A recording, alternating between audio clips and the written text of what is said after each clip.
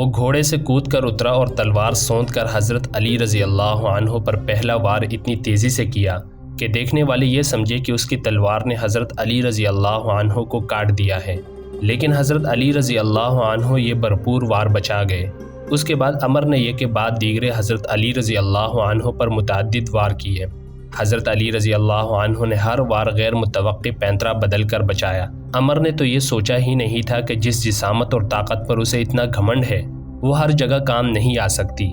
تیغ زنی کے مارکے میں جس تیزی اور پھرتی کا مظاہرہ حضرت علی رضی اللہ عنہ کر رہے تھے وہ عمر نہیں کر سکتا تھا، کیونکہ اس کا جسم بھاری بھرکم تھا۔ اگر وہ گھوڑے کو اپنے کندھوں پر اٹھا بھی سکتا تھا تو بھی اس میں گھوڑے جیسی رفتار نہیں تھی، اس کی طاقت گھوڑے سے زیادہ بھی ہو سکتی تھی۔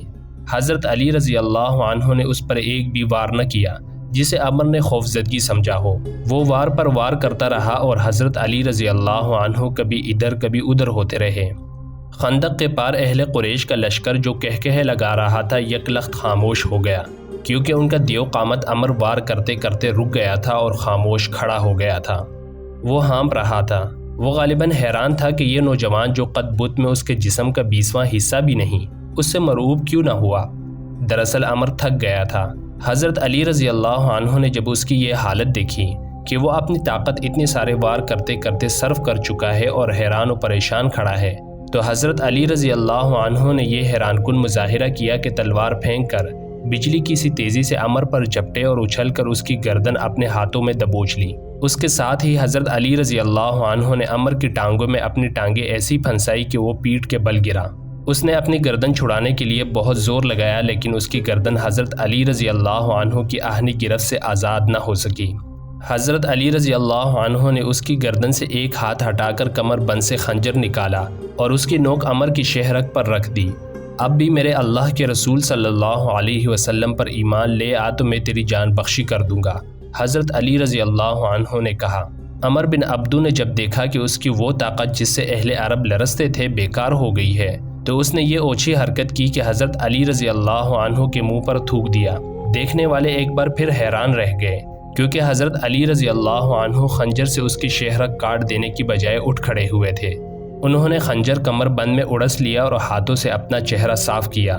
عمر اب اس طرح اٹھا جیسے اس کی جسم کی طاقت ختم ہو چکی ہو۔ صرف اسے ہی نہیں، ہر کسی کو توقع تھی کہ حضرت علی رضی اللہ عنہ اسے زندہ نہیں اٹھنے دیں گے، لیکن حضرت علی رضی اللہ عنہ بڑے آرام سے پیچھے ہٹے۔ عمر، حضرت علی رضی اللہ عنہ نے کہا، میں نے اللہ کے نام پر تیرے ساتھ زندگی اور موت کا مقابلہ کیا ہے، لیکن تو نے میرے منہ پر تھوک کر میرے دل میں ذاتی دشمنی پیدا کر دی ہے۔ میں تجھے ذاتی دشمنی کے بنا پر قتل نہیں کروں گا، کہیں ایسا نہ ہو کہ میرے خدا کو میرا یہ انتقام اچھا نہ لگے۔ جا یہاں سے، اپنی جان لے کر واپس چلا جا۔ عمر بن عبدو شکست تسلیم کرنے والا آدمی نہیں تھا۔ مورخ لکھتے ہیں کہ میدان میں اس کی یہ پہلی ہار تھی جسے وہ برداشت نہ کر سکا۔ اس نے اپنی ہار کو جیت میں بدلنے کے لیے یہ اوچھی حرکت کی کہ تلوار نکال کر حضرت علی رضی اللہ عنہ پر جھپٹ پڑا۔ حضرت علی رضی اللہ عنہ اس حملے کے لیے تیار نہیں تھے، لیکن ان کی کامیابی کے لیے رسول خدا صلی اللہ علیہ وسلم نے خدا سے مدد مانگی تھی۔ عین وقت پر جب عمر کی تلوار اور حضرت علی رضی اللہ عنہ کی گردن میں 2-4 لمحوں کا فاصلہ رہ گیا تھا، حضرت علی رضی اللہ عنہ نے اپنی ڈھال آگے کر دی۔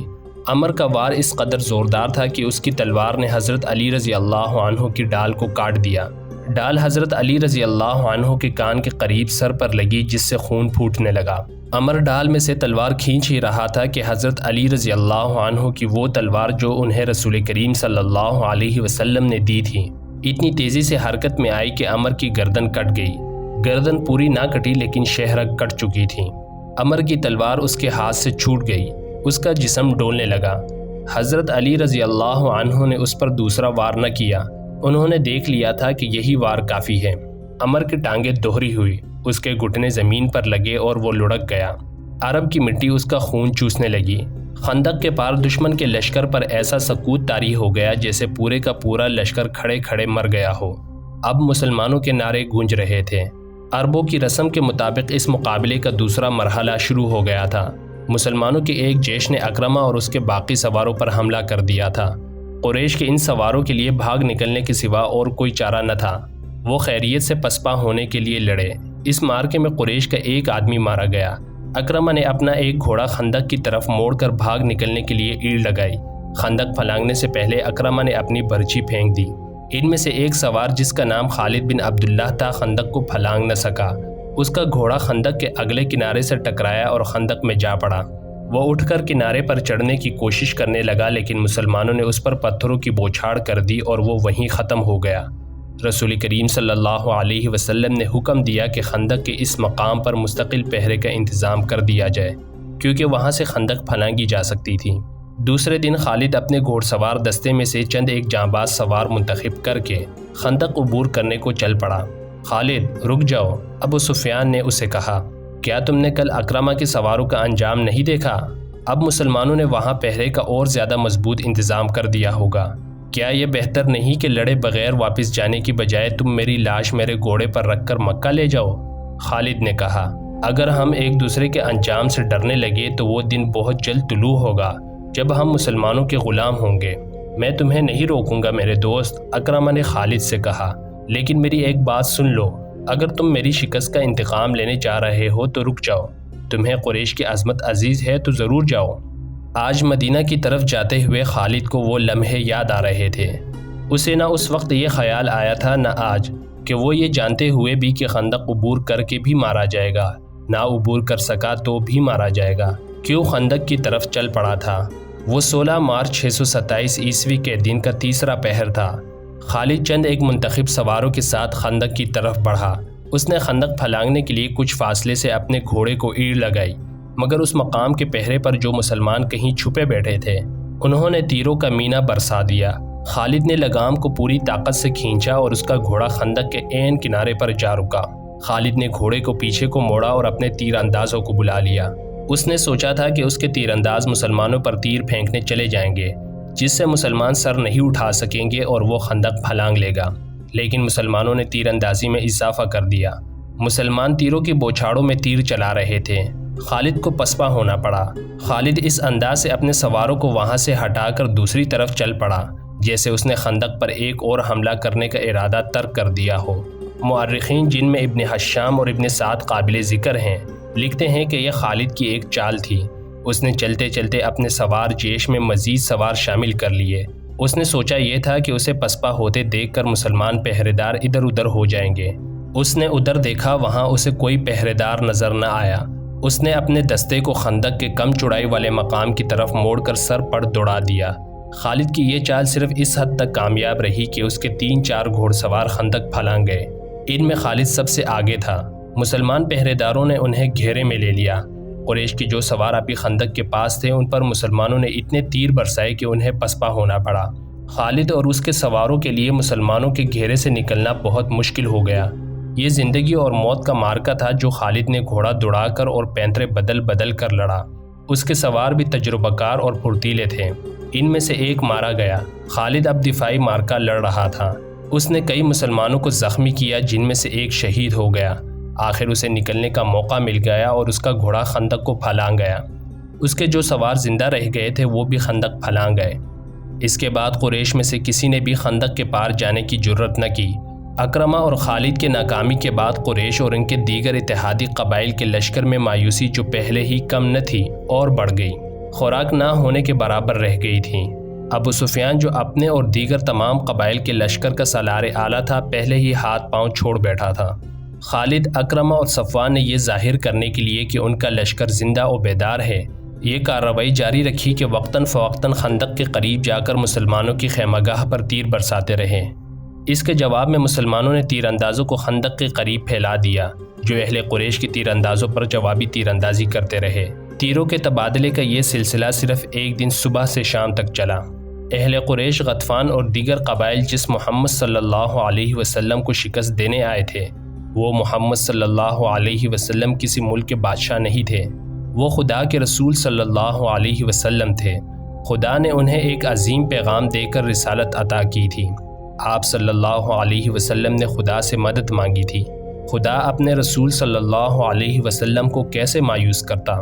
اس کے علاوہ مدینہ کے اندر مسلمانوں کی عورتیں اور بچے دن رات اپنی کامیابی اور نجات کی دعائیں مانگتے رہتے تھے۔ یہ دعائیں رائے گاہ کیسے جاتی؟ 18 مارچ 627 عیسوی بروز منگل مدینہ کی فضا خاموش ہو گئی۔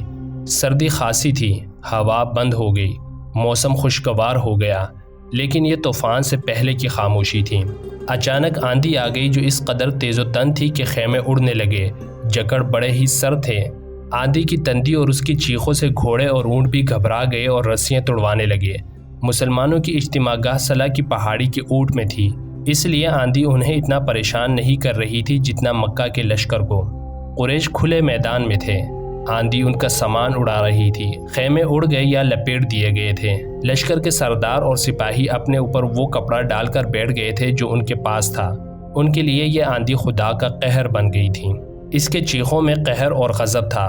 ابو سفیان برداشت نہ کر سکا، وہ اٹھا، اسے اپنا گھوڑا نظر نہ آیا۔ قریب ہی ایک اونٹ بیٹھا تھا، ابو سفیان اونٹ پر چڑھ بیٹھا اور اسے اٹھایا۔ مورخ ابن حشام کی تحریر کے مطابق ابو سفیان بلند آواز سے چلانے لگا، اہل قریش، اہل غطفان، کعب بن اسد نے ہمیں دھوکہ دیا ہے، آندھی ہمارا بہت نقصان کر چکی ہے، اب یہاں ٹھہرنا بہت خطرناک ہے، مکہ کو کوچ کرو، میں جا رہا ہوں۔ اس نے اونٹ کو مکہ کی طرف دوڑا دیا۔ خالد کو آج وہ منظر یاد آ رہا تھا۔ تمام لشکر جسے مکہ سے مدینہ کی طرف کوچ کرتے دیکھ کر اس کا سینہ فخر سے پھیل گیا تھا اور سر اونچا ہو گیا تھا۔ ابو سفیان کے پیچھے پیچھے ڈری ہوئی بھیڑیوں کی طرح جا رہا تھا۔ خالد اور عمر بن العاص نے اپنے طور پر سوچا تھا کہ ہو سکتا ہے مسلمان عقب سے حملہ کر دیں، چنانچہ انہوں نے اپنے سوار دستوں کو اپنے قابو میں رکھ کر لشکر کے عقب میں رکھا تھا۔ ابو سفیان نے ایسے حفاظتی اقدام کی سوچی ہی نہیں تھی۔ اس پسپا ہوتے لشکر میں وہ آدمی نہیں تھے جو مارے گئے تھے، اور اس لشکر میں نعیم رضی اللہ عنہ بن مسعود بھی نہیں تھے۔ قریش کا لشکر چلا تو نعیم رضی اللہ عنہ آندھی سے فائدہ اٹھاتے ہوئے خندق میں اتر گئے اور رسول کریم صلی اللہ علیہ وسلم کے پاس پہنچ گئے۔ آج خالد مدینہ کی طرف اسی راستے پر جا رہا تھا جس راستے سے اس کا لشکر ناکام واپس گیا تھا۔ اسے شیخین کی پہاڑی نظر آنے لگی تھی۔ آندھی نے تاریخ اسلام کا رخ موڑ دیا تھا۔ آندھی نے یہ حقیقت واضح کر دی تھی کہ خدا حق پرستوں کے ساتھ ہوتا ہے۔ رسول خدا صلی اللہ علیہ وسلم کے دشمنوں کی پسپائی تنکوں کی مانند تھی جو آندھی میں اڑ جاتے ہیں اور انہیں ایک دوسرے کی خبر نہیں ہوتی۔ خالد کو یہ پریشانی لاحق تھی کہ مسلمان تعاقب کریں گے، لیکن مسلمانوں نے تعاقب کی سوچی ہی نہیں تھی۔ اس آندھی میں تعاقب اور لڑائی مسلمانوں کے خلاف بھی جا سکتی تھی۔ جس دشمن کو خدا نے بھگا دیا تھا اس کے پیچھے جانا دانشمندی نہیں تھی۔ البتہ رسول کریم صلی اللہ علیہ وسلم کے حکم سے چند ایک آدمیوں کو بلندیوں پر کھڑا کر دیا گیا تھا کہ وہ دشمن پر نظر رکھیں، ایسا نہ ہو کہ دشمن کہیں دور جا کر رک جائے اور منظم ہو کر واپس آ جائے۔ آندھی اتنی مٹی اور ریت اڑا رہی تھی کہ تھوڑی دور تک بھی کچھ نظر نہیں آتا تھا۔ بہت دیر بعد 3-4 مسلمان گھوڑ سوار اس جگہ سے خندق پھلانگ گئے تھے جہاں سے اکرمہ اور خالد کے گھوڑوں نے خندق پھلانگی تھی۔ وہ دور تک چلے گئے، انہیں اڑتی ہوئی گرد اور ریت کے سوا کچھ بھی نظر نہ آیا۔ وہ رک گئے لیکن واپس نہ آئے۔ شام سے کچھ دیر پہلے آندھی کا زور ٹوٹ گیا اور جکڑ تھم گئے، فضا صاف ہو گئی اور نظر دور تک کام کرنے لگی۔ دور افق پر زمین سے گرد کے بادل اٹھ رہے تھے۔ وہ اہل قریش اور ان کے اتحادی قبائل کی پاسپائی کی گرد تھیں جو ڈوبتے سورج کے آخری کرنوں میں بڑی صاف نظر آ رہی تھیں۔ یہ گرد مکہ کو جا رہی تھی۔ تعاقب میں جانے والے مسلمان سوار اس وقت واپس آئے جب رات بہت گہری ہو چکی تھی۔ خدا کی قسم، انہوں نے واپس آ کر بتایا، وہ جو ہمارے عقیدے کو توڑنے اور مدینہ کی اینٹ سے اینٹ بجانے آئے تھے، وہ مدینہ سے اتنی دہشت لے کر گئے ہیں کہ رک نہیں رہے، کہیں پڑاؤ نہیں کیا۔ کیا راتوں کو مسافر پڑاؤ نہیں کیا کرتے؟ کیا لشکر راتوں کو بھی چلتے رہتے ہیں؟ وہی چلتے رہتے ہیں جو منزل تک بہت جلدی پہنچنا چاہتے ہوں۔ احادیث اور مورخوں کی تحریروں کے مطابق رسول کریم صلی اللہ علیہ وسلم کو جب یقین ہو گیا کہ دشمن گھبراہٹ کے عالم میں بھاگا ہے اور ایسا امکان ختم ہو چکا ہے کہ وہ منظم ہو کر واپس آ جائے گا، تب آپ صلی اللہ علیہ وسلم نے کمر سے تلوار کھولی، خنجر اتار کر رکھ دیا اور اللہ کا شکر ادا کر کے غسل کیا۔ اس رات کی کوکھ سے جس صبح نے جنم لیا وہ مدینہ والوں کے لیے فتح و نصرت اور مسرت و شادمانی کی صبح تھی۔ ہر طرف اللہ اکبر اور خوشیوں کے نعرے تھے۔ سب سے زیادہ خوشی عورتیں اور بچے منا رہے تھے جنہیں چھوٹے چھوٹے قلعوں میں بند کر دیا گیا تھا۔ وہ خوشی سے چیختے چلاتے باہر نکلے۔ مدینہ کی گلیوں میں مسلمان بہت مسرور پھر رہے تھے۔